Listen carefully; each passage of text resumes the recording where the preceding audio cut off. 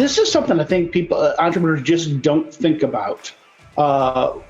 When you say stop not maxing out your retirement, a lot of entrepreneurs, I believe at least, don't even think that they have retirement options. They think the business is the retirement. Right. Spit into that for me. Yeah.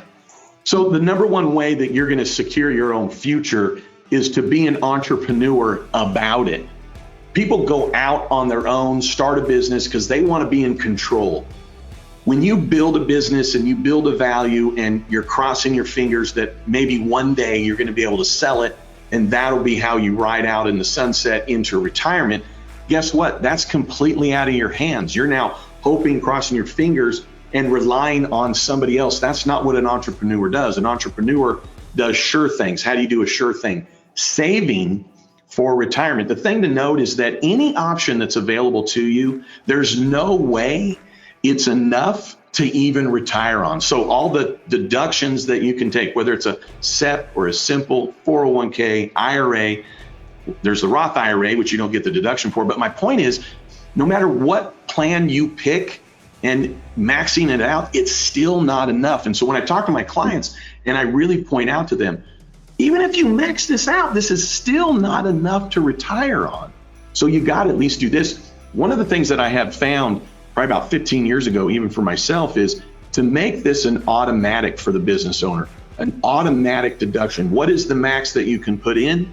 Divide it by 12 and have it automatically come out of your account, in essence, to help fund your retirement. And then what I tell people is this, because many get kind of overwhelmed. Well, should I do a SEP or should I do a 401k or do I simple? Do I want to do an IRA? Here's what I tell them. All it is a doorway. That's it. You're just deciding what doorway do I want to go in.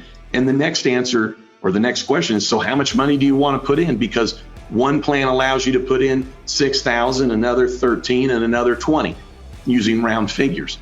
So at the end of the day, you want to pick whatever you think you're going to afford, and that's the plan you pick. Because once it goes through the doorway, it can go into a money market, bonds, stocks. Many think that by putting money in a 401k, it automatically goes to the stock market. It doesn't. It just went through a doorway that said 401k at the top. Once it's inside, now it's growing tax-free. You are able to pull it out tax-free. I do want to pull back, if I can, when we talk about paying kids, whether they're younger or in college, when they have wages, they now can contribute to a Roth IRA. We know that if you make too much, you can't contribute to a Roth IRA. Roth IRA is no deduction when it goes in, but then it's completely tax-free when it's pulled out into retirement.